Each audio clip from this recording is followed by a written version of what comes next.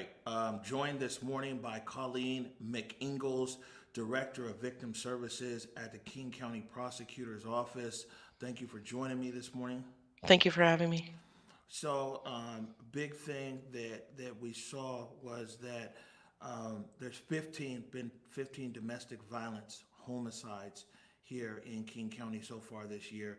There was a total of 14 in all of 2018 and 2019 combined. What's going on?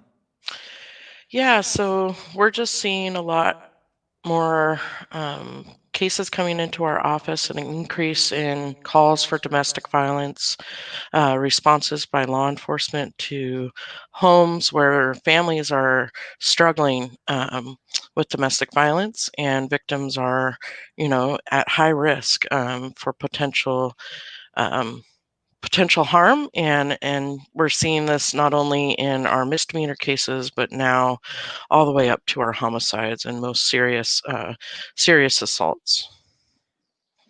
How much do you think that COVID? I saw in the release that out of the 15 homicides so far this year, all but one has happened during the pandemic. Yeah, I think the pandemic has created a lot more barriers for victims to accessing services.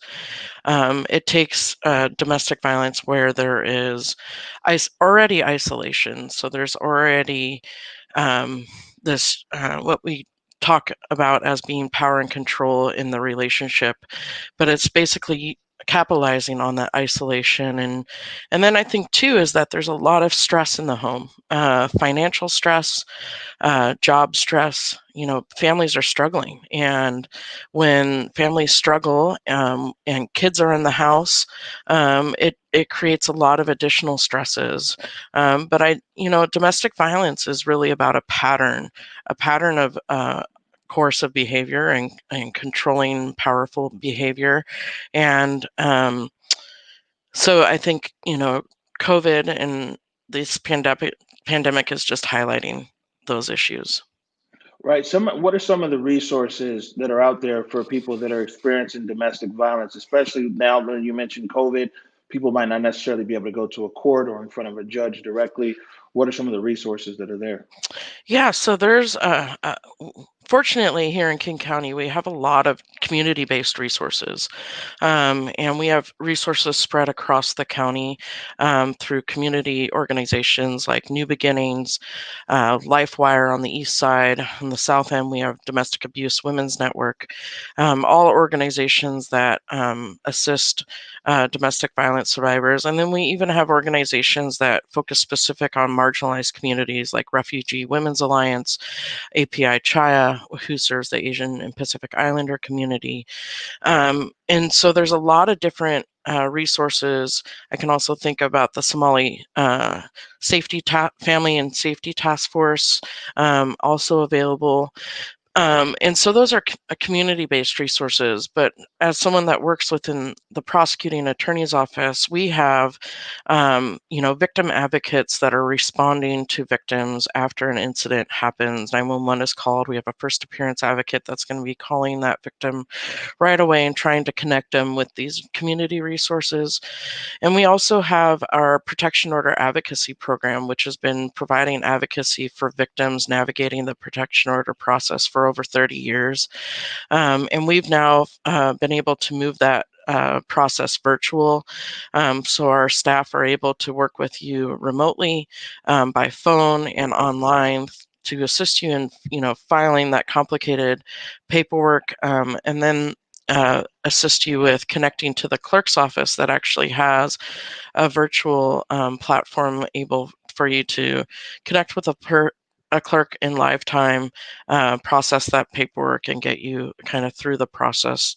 We're still working through all those barriers. It's not a perfect system, but we're really working hard to make it accessible for victims, understanding how difficult things are right now for survivors in homes, and wanting to make it easier for them to access resources.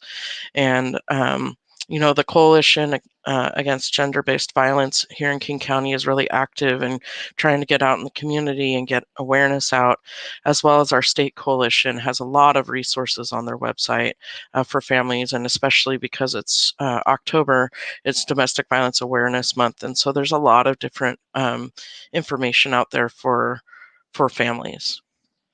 Right. Last question for you Mm-hmm. is do you have any kind of best practice or things that people should be doing if they are experiencing domestic violence or if they have a loved one who's experiencing domestic violence?